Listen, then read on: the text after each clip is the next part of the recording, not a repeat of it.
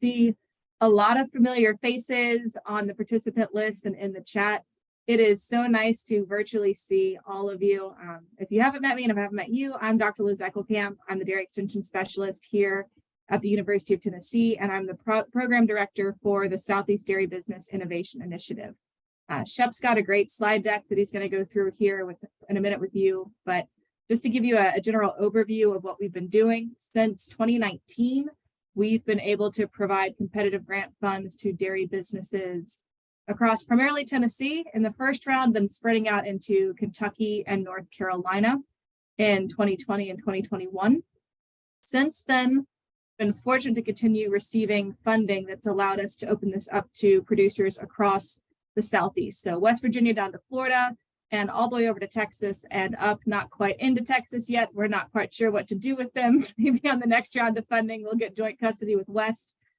But one of the really cool pieces that has changed here recently is we're going to be able to provide grant funding to not just our value-added producers or ones that are taking a product and converting it into something else on their farm or adding a marketing aspect.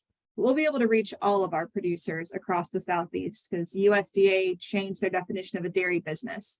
And now that includes a dairy producer who sells to a cooperative or sells direct to a processing plant. And it's really changed what we can do from a grants standpoint.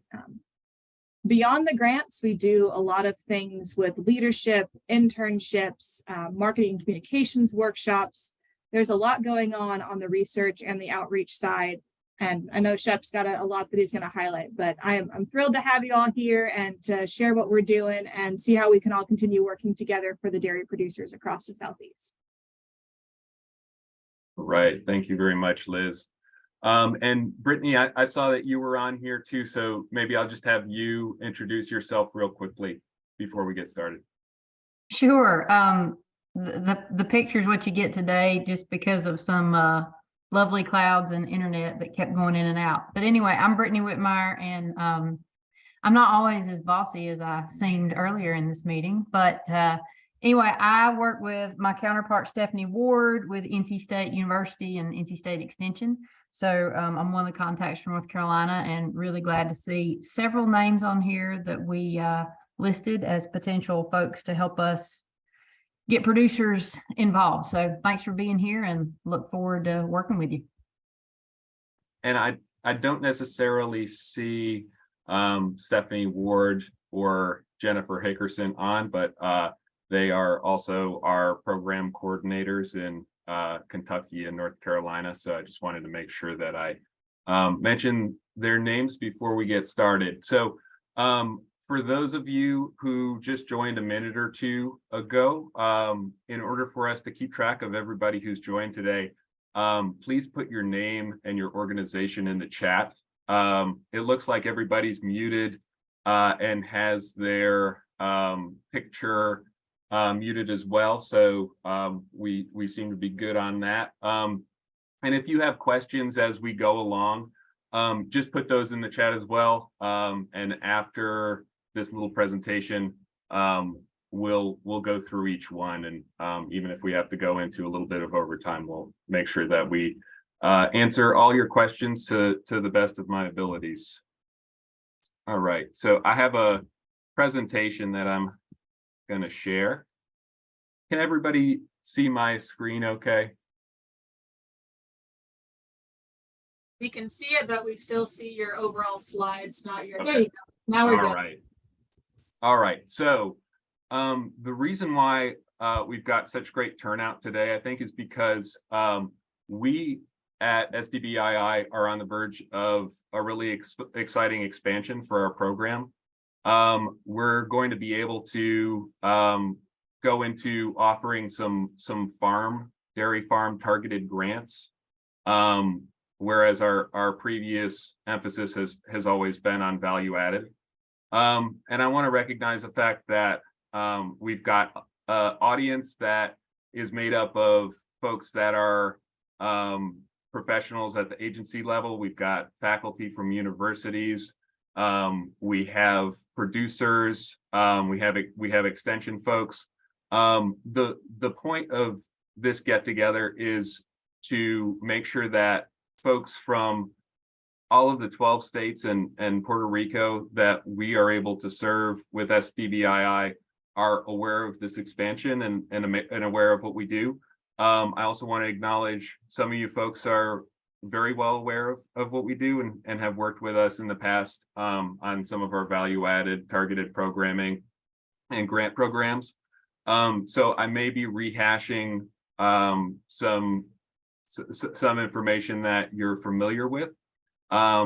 If that's the case, just sit tight and we'll get to some of these new updates as we go along here. So just to go over the agenda for today, I want to answer that question. What is the Southeast Dairy Business Innovation Initiative? And give you all kind of some context for how we came to be, what we do, and where we're going from here.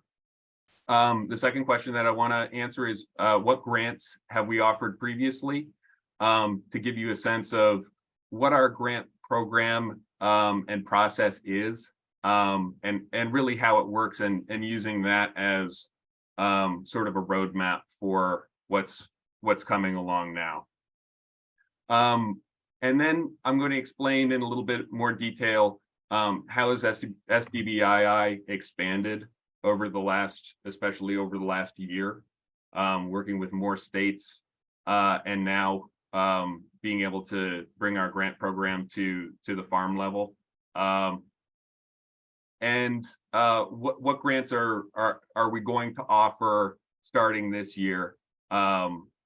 Very shortly here. So this is not going to be a full walkthrough of the request for proposal for the farm grants that we're going to start offering on February 20th. This is a little bit of a preview. This is an opportunity to sort of get things ready, become aware of the program, start to think of projects. If you are an agency person or working at a university or an extension, this is an opportunity to get ready for questions that you may be getting from producers in your area that you serve, and to reach out to them and make sure that they can hit the ground running. So that's really the purpose behind the meeting today. And we hope that this will give you a little bit of an advanced warning of what's coming just in a couple of weeks here. And at the end, in order to help ensure that folks who are interested in submitting a grant proposal are able to submit the best proposal possible, we're going to go back and just look at some of the recent submissions that have come in, and in aggregate address some of the areas where the proposals that we received that weren't successful could have done a little bit better. So hopefully that'll be helpful to keep in mind for you all, as well as we're taking a look at the grants that are getting added to our portfolio. So we'll start with, where does the money come from for SDBII? So far we've received 5 grants from USDA. Our grants are expanding in the amount that has been designated to our program. Just shy of $40 million has been invested in SDBII so far. So this is a very aggressive, very meaningful investment across the 12 states that we serve in the Southeast. And it represents a huge commitment on the part of USDA AMS to stem the tide in terms of attrition that, of course, we're all very familiar with in the dairy business, especially in the Southeast, and to give our folks that are on the dairy farm and the processing end an opportunity to find new markets for their products, and either return to profitability or stay profitable, and continue to improve as we go along. So for each grant that we've received from the USDA, half of our funding goes to technical assistance and support, and half of it goes to business grants. So those are direct grants that we make to dairy businesses that are based and established in the southeastern states that we serve. So I'm going to be focusing not so much on the technical assistance component, but more on the business grants that we're offering. So backing up a little bit, the program areas that we address and the population that we address is folks that are dealing both with large ruminants, which that's cow dairies, of course, and small ruminants. So if you're a goat or a sheep producer, that you're in the right place. This grant program applies to you. Much of our technical assistance programming applies to you. We also do a lot in the area of food safety, milk quality, product development, economic evaluation and benchmarking, the dairy gauge, and we're working on another program for value-added products, the value-added dairy gauge, and marketing and agritourism. So we are a large effort that spans lots of partners in different different academic departments and at different institutions throughout the Southeast. And we're growing as we go along, and trying to hit on as many areas of concern for the dairy industry as possible. So for our grant program in previous phases, as you saw before, we started with our first grant from USDA in 2019. And so all of our activities were based in Tennessee. So our program is based at the University of Tennessee in animal science. And we have sub-award partners that you can see on the bottom of the screen that help us to implement our program. So with that first grant that we received, we were working exclusively with Tennessee value-added dairy businesses. And our programming was heavily inclined towards value-added dairy businesses. But even with that relatively small investment compared to where we're at now, you can see that the folks that participated in our program have seen a 34% increase in annual revenues across the 11 businesses that we made our first grants to. 22 jobs maintained, 16 new jobs, and a growth in the number of customers that they were able to serve. So growing from there, last year, we made grants across 3 states, Kentucky, Tennessee, and North Carolina. You can see some of the different areas that those grants were targeted at, feasibility studies for folks who had a dairy farm that were looking to expand into value added. And we made 23 grants, just shy of $3 million invested.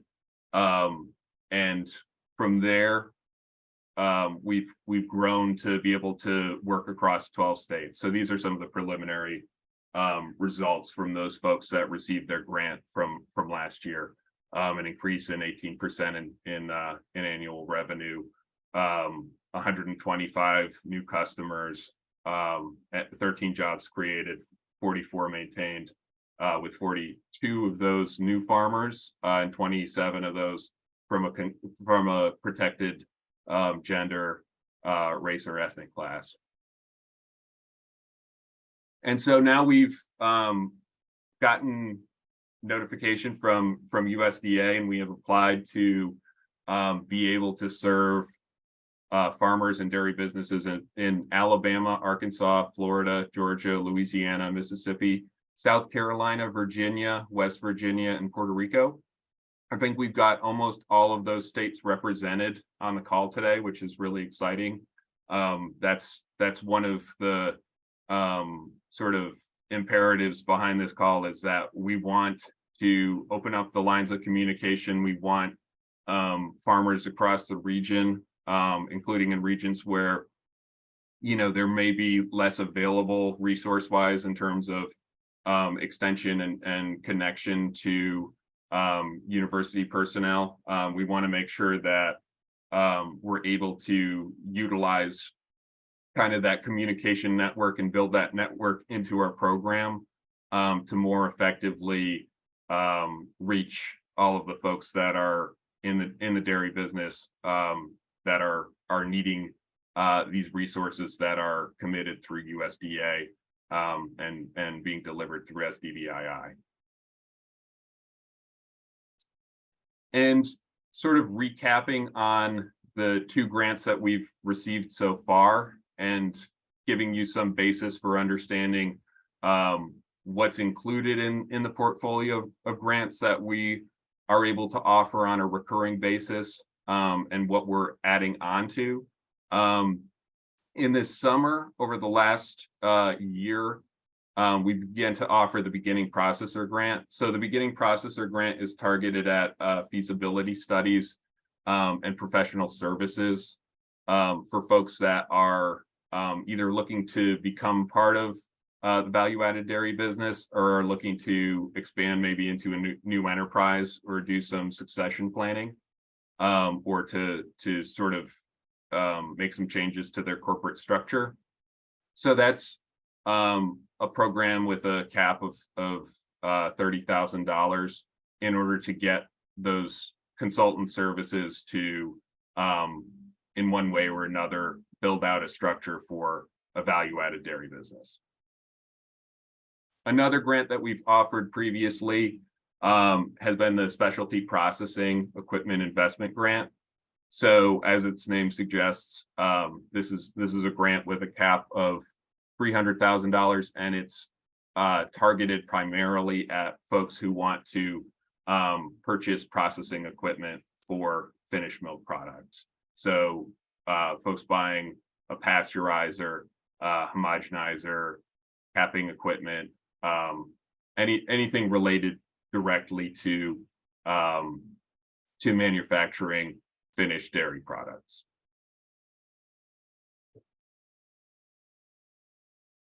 So the next expansion that we kind of entered into and that USDA authorized last year was an expansion in scope from those value-added grants that we've offered previously and that we're going to continue to offer. Generally, the grant application period opens midsummer and closes kind of in the mid to early fall. And so that's going to continue into the future. That's going to be a part of our grant offerings until, you know, our program either changes direction or the funding stops from USDA. But in addition to that, we were notified that we could start to do some things which up to that point we were not able to do. And, you know, that equates to everything from the bulk tank and before that. So everything on the farm, you know, we are now able to address within the confines of our allowable expenses through USDA. So that includes the use of precision technology, robotic milking, feeding, manure management, raw milk storage and cooling. So bulk tanks and, you know, raw milk storage not tied into processing, animal comfort, you know, heat stress abatement. And so these new areas that we're able to work with, we are forming into 2 new grant categories, which are the Farm Infrastructure Improvement Grant, which is going to have a maximum award amount of $100,000. And we're hoping that this grant will be a really good opportunity to go back and address potentially deferred maintenance, to address lots of the pressing needs on the farm and the improvements that are needed. So we're hoping to make a slightly larger number of grants in this category, but for more general purposes. And the Precision Technology Investment Grant. So the maximum award for the Precision Technology Investment Grant is going to be $200,000. If we award all grants at the maximum, which it's more likely that it will be a mix of sort of large and smaller projects, but at that max amount, 10 awards could be made. And there will be, for both grants, there will be a 25% match. So you can apply for $200,000, but $250,000, 50,000 will have to be a match that comes out of pocket. So that'll have to be also on allowable expenses for the grant. So if you were purchasing a robot, then you have to pay $50,000 out of pocket for the robot. So that goes for both of these programs. So just sort of drilling down a little bit more deeply at some of the specific items that we're going to be able to fund for these two different grant programs for farm infrastructure improvement. The areas that we're prioritizing are implementation or upgrading of cooling systems and ventilation, again, for the heat stress abatement, increasing water and feed access, investing in equipment to increase parlor throughput and labor efficiency, improved feed and forage management and storage, improvement in animal housing and environments. And that's specifically to existing structures. So we can't pay for construction. We can't pay for construction supplies. So that will be improvements to things like mattresses, sprayers to keep cows cool, those sorts of things. It'll have to be manure scrapers, things that are being added on to an existing housing structure rather than building a brand new barn. Water waste and manure management improvements, investments to improve farm business structure. So that's the infrastructure of the business itself. So forming an LLC or a corporation, doing succession planning, those sort of underlying essential aspects of running a business. Business and financial leadership and training expenses. So that could be tuition for a certificate program, or something like that, in order to grow the farm level leadership, for the folks that are doing the management. Investing in more efficient on-farm milk cooling and storage. So that's the bulk tank that's being able to rapidly cool your milk and get it picked up and put it on the truck. So for the second grant, Precision Technology Investment. So this will include things like wearable technologies, animal movement trackers, estrus detection devices. So technology-driven pasture and forage and feed management systems, equipment to support automation, robotics, technology-supported animal housing and cow comfort improvements.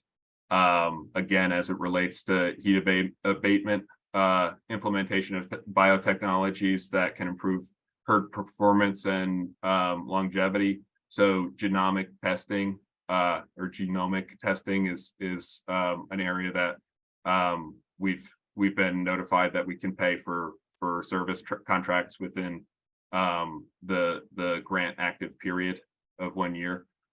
Business management improvements, inventory and financial analysis tools, training opportunities in agribusiness management, feasibility studies related to long-term enterprise planning, consultation with industry experts.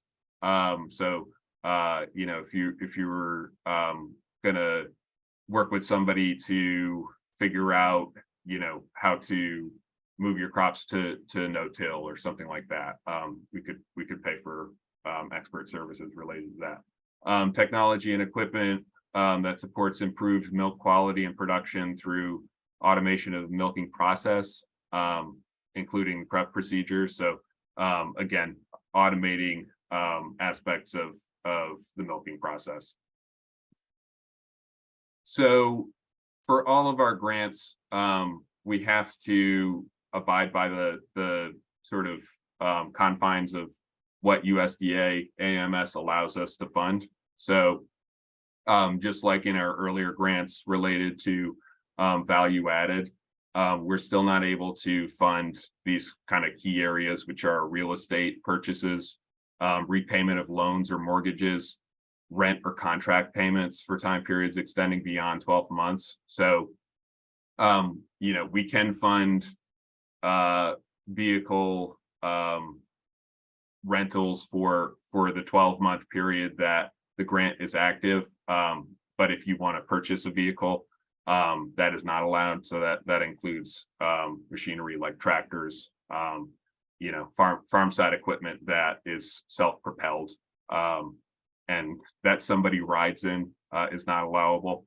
Though the robotics are, even if they're self-propelled. Legal fees for suits and disputes, like we noted earlier, for things like forming a legal structure, that is okay. That's allowable.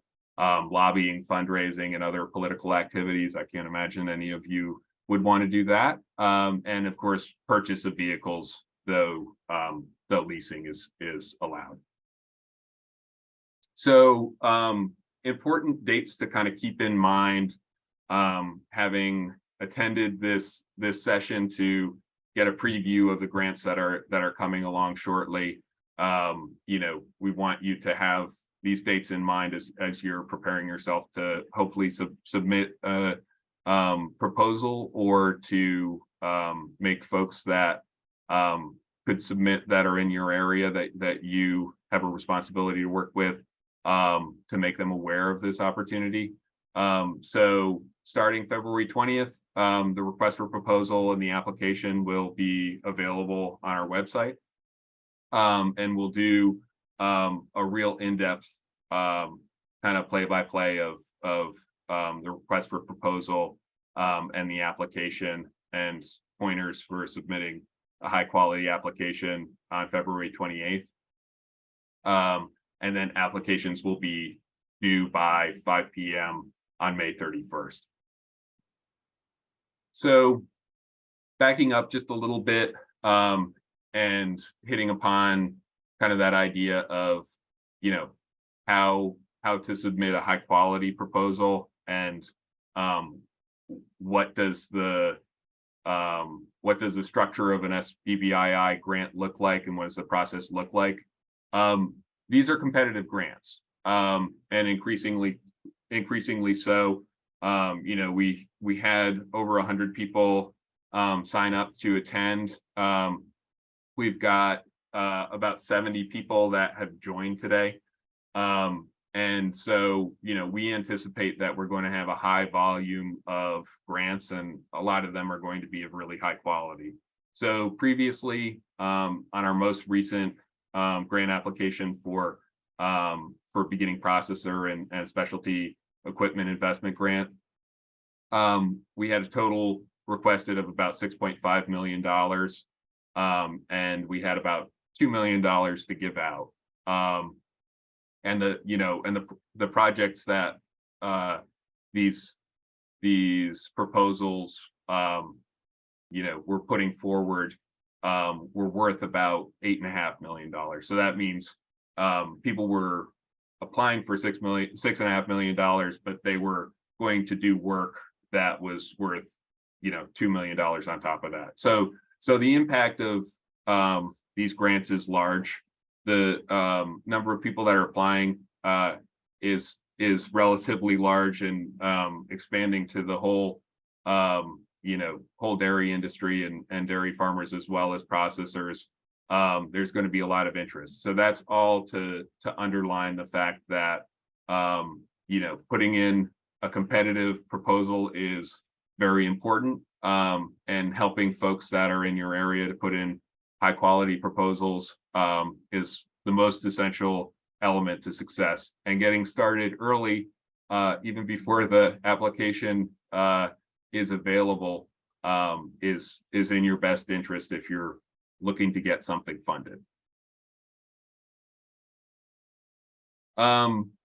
So the scoring that we do for SDBII and our grants is handled by a review committee of experts. So we keep their identities confidential so that they can be impartial and judge the grants impartially.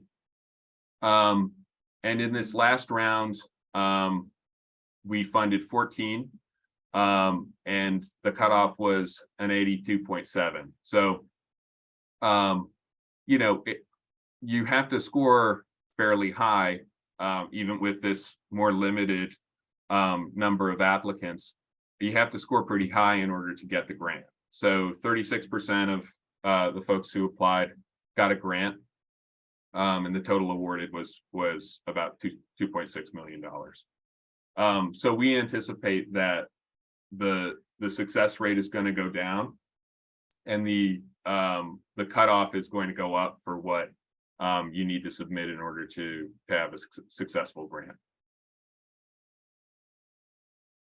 So some of the feedback that we got on those grants that were not successful from our reviewers who fill out a really sort of detailed and you know, put in a lot of thought to their comments and their assessment of the grants that they review, was that a lot of them had overly aggressive growth projections. And so you can kind of understand that if you're putting in a grant, you may think that the best thing is to you know, anticipate that this investment is just going to change the world and you're going to grow by you know, four times your current size over a year and a half. It's better to be conservative in the impact that you're claiming from the grants that you put forward, because the folks that are evaluating them are experts. You know, it's not their first rodeo, and so it's important to kind of not stretch what they're going to think is possible in the grants that you submit. Incomplete grant applications was another common issue. Making sure that questions are answered fully, all of the questions are answered, and taking the time to draft your answers, have somebody else look at it is really essential. You know, we all kind of have fumble a sentence here and there. You know, we can all use help on our spelling and punctuation and grammar. So, you know, doing your best not to wait until the last minute and to have multiple eyes look at a grant application is really a key to submitting something that's high quality and well thought out. So that's another recommendation that has commonly come from our reviewers. Letters of support. So in our current application, there will certainly be a request for letters of support and references to make it clear that if you're investing this amount of money and you want to be awarded a grant for $100,000 or $200,000, that the money is going to the right place. You know, it's well thought out. There is somebody in industry or who is an industry expert that can vouch for you know, where the money is going to be going. So that's another really important element of a successful grant proposal is kind of making it clear that the organization or the person who is applying has the credibility to make good use of grant funds. And then the last common complaint we got was that the scale of project was not in line with the amount requested. So basically, what the project was going to deliver on did not really justify the amount of money that was being requested. So for instance, if it was an equipment grant, then maybe there was a large amount in packaging and marketing and not so much in equipment. So showing that this investment is going to be something that's enduring and is going to make a difference over time is a really important aspect of a successful grant that reviewers look for. And then additional resources. So our sort of sister site for the Midwest is based at the Center for Dairy Research, the SDBII, Dairy Business Innovation Alliance. They have a really good webinar on their grant program, but it also has good recommendations for how to draft a successful grant. You know, similar to some of the ideas that I've put out there today, but you know, it's always good, you know, especially if you haven't submitted a grant before or haven't submitted a grant in a while, to look at different resources and you know, figure out what's the best way to approach this project for you. And so there may be some things in that video that either I didn't address or make more sense the way that they've explained it. So I will share my slides with everybody, along with a link to this recording once we're done today. And so, you know, you'll have access to these links, and that's a good one to follow and take a look at. And then also our state level coordinators. So you know, my name is Shep Stearns. That's my email at the top here. If you are in any state that we work with aside from North Carolina or Kentucky, feel free to send me an email, or you know, or look me up and give me a call. I'm happy to talk through projects. My area of focus is more on the value added end, but I can answer questions in terms of allowable costs. And if there are questions I don't have on the farm end, I will talk to Liz or find somebody who can get all your questions answered. So also Dr. Stephanie Ward and Brittany Whitmire in North Carolina, they share the email address right there, and Jennifer Hickerson in Kentucky at KDDC is our Kentucky contact. So kind of speaking directly to the extension professionals and state level professionals out there who are on the call today, the way that you can help us in facilitating this program, along with that link to the recording and with my slide deck, I'm going to send out a link to a Google form for you to fill out if you're willing to be one of those people that's on a list that we can refer to. That, you know, if you're in the state of Georgia and we get somebody who calls from Georgia who needs somebody to read through their grant or wants to talk through a project, you know, if you're willing to be that person, then this will be an opportunity for you to help us to facilitate and help folks get the best grants submitted possible. So that's sort of our call to action for all the folks that are joining that are part of extension or at the state level. And that's the whole presentation. That's what we've got for the preview. So I'm gonna stop my share, and Brittany, are you still on?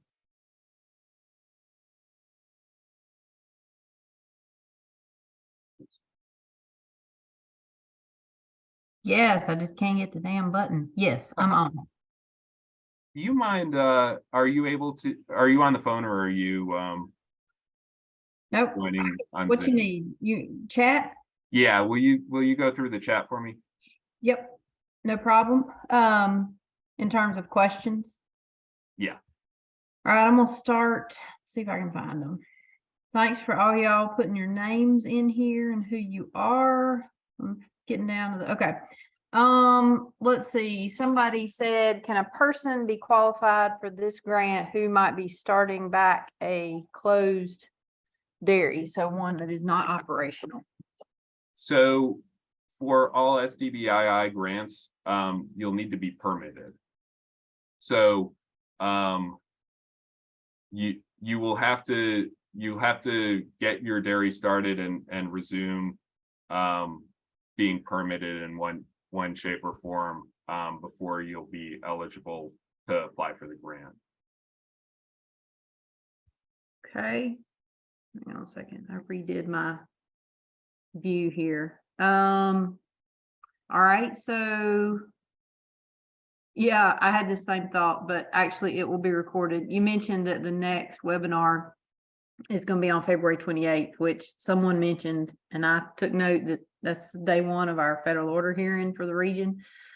And Kentucky has an event. So anyway, if that's not already locked in, looks like there's some folks requesting a change, but you Okay. did mention it would be recorded and available. And I know that we have some follow-up planned in North Carolina or in the works, which I assume will also be happening in some of these other states. So yeah, I think we can be flexible on the date for that too, in order if folks want to join live. okay, somebody also asked how many they're looking for, like an average amount of each grant that were issued in the past. So yeah, it varies based on the grant. So it was 36% for last year's two grants kind of combined. And previous to that, for the 3-state grant, which was North Carolina, Tennessee, and Kentucky, I think that one was closer to 25%. So between 25 and 30%, but keep in mind, there are a lot fewer producer processors than there are dairy farmers. So even though our grant isn't only targeted at producer processors, processors can apply as well. A lot of the folks that have applied have been producer processors, and so the world of dairy farmers in general is a lot bigger than producer processor dairy farmers. So we would anticipate that this is going to be a more competitive process than that. And I think this person's question was really trying to get at an amount for each grant. Oh, I see. Average, but that, that in itself is different because this program has evolved and USDA had a lot of money they threw at us in early years. So anyway, I think that's what they're getting at, although I'm not sure how relevant it is to this particular cycle because it's new, but you can answer that. So the caps will help to determine that. I would say that I would say probably 75% of the cap. The average would probably be around 75% of the cap. Folks tend to apply for the full amount, whether or not that's the amount that they need. I'll definitely note that the successful applicants are the folks that probably applied for the cap and could have used 2 or 3 times the amount for the project that they were undertaking. So you're much better served to apply for the amount that you need in order to complete the project rather than try and max out the cap just by adding a lot of stuff in there, and keeping in mind that these grant opportunities are available year after year. So if you close out your project one year, then you can come back and apply again next year. And you won't put yourself behind the 8 ball trying to get a project completed within a relatively short period of time. So hopefully that answers the question or gives some insight on it. Yeah, and I'm gonna add, just for context, having listened in and tried to take real hard note after each reviewer session for the last couple years, and application or proposals that come in with sort of a laundry list of items that meet the maximum award tend to be less competitive than those that are pretty specific to a particular initiative or a particular improvement. Granted, this can be a little different because it's a broader spectrum of possibilities, but a tighter list that has specific deliverables where you can quantify a return and demonstrate, you know, that this improvement on this farm is gonna help you in the long run because you're gonna be around. And this will increase that likelihood of profitability, et cetera. So those projects I would encourage. Don't feel like it's a one shot, like Shep said, because, you know, we printing money and the cycle just is going to keep happening for the foreseeable future. So for at least several years out, we anticipate that if you get a project that's targeted, you get it done within the, you know, period of time, and you've got some reporting that you could do successfully, then, you know, you could reapply in future years. The other thing I was just going to say, Shep, real quick, was if there was any confusion on the match, it's a maximum award of up to 200,000, and the 25% match is required no matter what the project total is. So hopefully that clarifies that. All right, moving on. Somebody asked about the rubric. Is there a rubric available for evaluations? So the rubric will be part of the request for proposal. So we'll be putting the same rubric that the reviewers use to evaluate the grants in front of you when you're looking at drafting your application. Yep. Okay. Question in is, can a farm apply for both precision technology and farm infrastructure during a single cycle? No, so it's going to be either or. That's a good question. Yeah. Okay, then somebody asked, are these awards available for state-owned agencies or state agencies? No. So except if you were applying with a dairy business. So unfortunately, you know, for instance, like a university farm or creamery can't apply for our grants alone. But if you were doing a research and development project that was going to be helpful to a farm, then that would be a way of becoming eligible. But the actual applicant would have to be the privately held entity. Yeah. Yes. So the money would flow that way. So hopefully That's that right. provides some clarity there. Let's see. And then somebody asks, how do you get permitted? Well, that's going to be, you call that's individual to each state. So I'm not sure where this, I don't have a reference for where that particular person's from. I know we do have some Department of Ag folks on this call. So we tried real hard to connect with all of our regulatory agencies in our states. And I appreciate several I see on here from North Carolina, and I'm assuming some are from other states based on their chat messages. So Shep, anything else you'd say on that? Yeah, just Department of Agriculture or Department of Health. There is also, and I can share this along with everything else to everybody who's registered for permitted question for Tennessee. So that would be, you would start with Dan Withers or Dan Hayes or Paul Wadham at Tennessee Department of Agriculture. All right, we got one other question in there that, and then I think we got them all unless there's some more that come in, is if you apply and are awarded in this cycle, are you out for future grants? So if you apply and you're awarded, then you'll need to conclude that grant project. So you'll need to spend all of your money and verify that you've finished your project before you can reapply to next year to that program. So the answer is you're not out as long as you close out the previous award and have successfully and without demerits spent your funding in the way that you applied for it.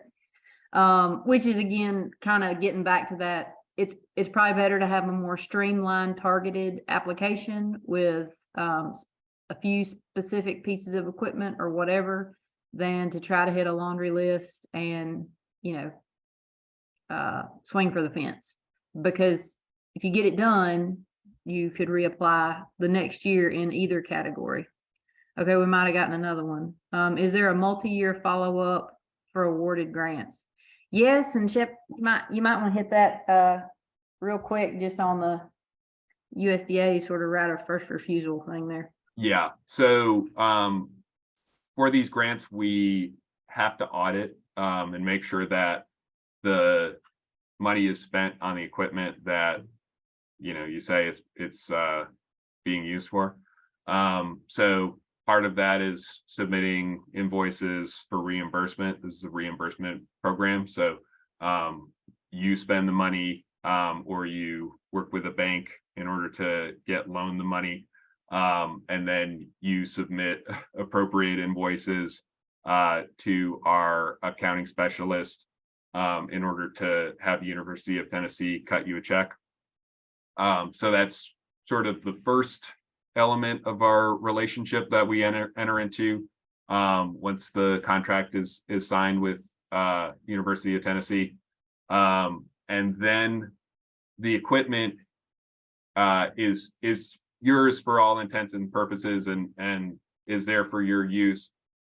But the USDA has paid for it, and so they also have a claim to it. And so in order to prevent you from going and buying a robotic milking machine and then turning around and selling it for pennies on the dollar and pocketing the proceeds, we have to audit and make sure that it continues to be there. And if you get to a point where you want to upgrade or you no longer have use for the equipment, then you'll let us know, and we'll work as a liaison with USDA to figure out whether or not they want you to sell it and take a portion of the proceeds as kind of like a finder's fee, whether they want to actually take possession of it, or whether it's gotten to the point where they don't care and they're okay with you selling it and moving on. So the rule of thumb for USDA is a value of $5,000. Anything that's worth over $5,000 is considered equipment and is therefore something that they have a claim to in one way or another. And then it's kind of a case-by-case determination. If it's something really expensive, then it's going to be more complicated. If it's something that is around that $5,000 mark, then it's going to be less important to them. But they continue to have some claim to it, and we have to, until it depreciates below $5,000, we need to come and check on it periodically. Oh, got one more. Said, can you apply for a grant if you are already receiving cost share money for projects? And Molly, I think we'll need a little more clarification on that in terms of cost share from SDBII, or are you talking about like soil and water, et cetera? And then somebody asked, while she's giving some feedback to that, does a grant request look better if it helps more than one farm? Yeah, so the answer to that one is for sure. We encourage farms to work together and to benefit each other in any way possible, especially related to raw milk storage and handling. That is certainly a great area to collaborate on. Equipment, to the extent possible, equipment shared use, creative solutions to those kinds of things. We can't fund vehicles that are self-propelled, but we can fund some implements. So it may be that you're able to share back and forth. We just need to know where that piece of equipment has its permanent home, and that it's not, disappearing. Okay, so a bit of clarification came in from the earlier question about if you're already receiving cost share, and this it is from other funding like state agencies, NRCS, et cetera. What you might want to address here, Shep, is the idea of previously purchased, or the timeline for when you're eligible to use this money, / just a reminder about we can't move dirt or construct. So yeah, and thanks for that reminder, Brittany. Yeah, so another area that I should have probably addressed in my presentation is that we can reimburse during the grant for things that are purchased during the grant period. So if you have cost share with NRCS, or if you have a REAP grant, and some part of your project or your equipment is getting paid for on some other grant, whether it's state or federal level, that's great. Actually, that's you can use that if it's part of your project. Again, you can use that as matching money to fulfill your match requirement. Leveraging funds from other grants is not something that you're going to be penalized for. That's kind of a mark in your favor. So yeah, if you can show that you're taking advantage of the opportunities that are out there, then that increases your probability of success, and we like to see that. So that's good. Okay, I think I see one more that came in. Can projects start before the award might be funded and used as a reimbursement? No. It has to. So, and the reason for that is that, there could always be some sort of act of God that our Office of Sponsored Programs, that is the office at the University of Tennessee that issues the contracts for us,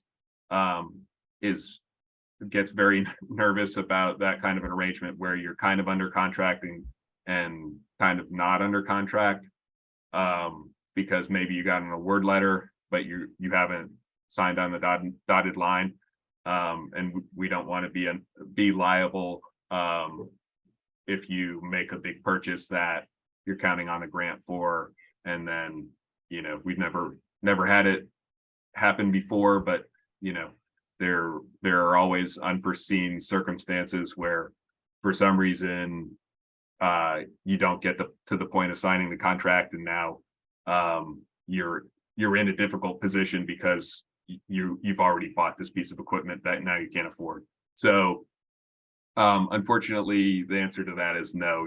You have to purchase the equipment once you're under contract, and then get reimbursed accordingly. Now, if that question was coming from the perspective of somebody's building a whole new greenfield facility, the project itself might be underway, but the particular equipment that's applied for here is what Shep means, that it can't. It's got to be down paid and paid for within the period of the actual contract of the grant. So hopefully that helps. Yeah. One more came in, and this is just an example of, is this eligible? And a lot of these can be answered later, but since it's here, installing free stalls in a bedded pack barn, could that qualify under the grant? That's the question. We would have to look at the exact materials that were being used and check with the USDA, because they can't fund anything that is a construction material. but there can be some gray area between what's construction and what's installation and what's improvements to an existing facility. And so those are questions that we end up having to get answered on a case-by-case basis. Yeah, so the example there might be if you're having to buy a lot of lumber and steel to retrofit a barn versus you're going to buy mattresses and loops and put them in an existing facility to which you have amended it appropriately. You know, one of those is a no, one of those is a yes. Yeah. So those may be more specific individual questions. And as Shep mentioned, whether it's February 28th or the recording of that, or it's another date, he'll do another more detailed sort of walk through the application, and some of this might be a little clearer. This was intended to kind of be a 1,000-foot view of this is coming. And for those of you in the southeastern states that can help partner with us to help producers think through projects so that there are really strategic applications coming in, not just laundry lists that we wish would all be funded, that'll be great. And hopefully you're getting enough here to be interested and start thinking about some producers that you can work with. Yeah, and with that, if there aren't any more questions, thank you all for joining. You know, we're excited that so many people joined today, and we're excited about the fact that we're able to do more on the dairy farm side, and you know, make that money count for the farm side too. So anyway, we'll let you all go and have a great afternoon, and thanks again for joining.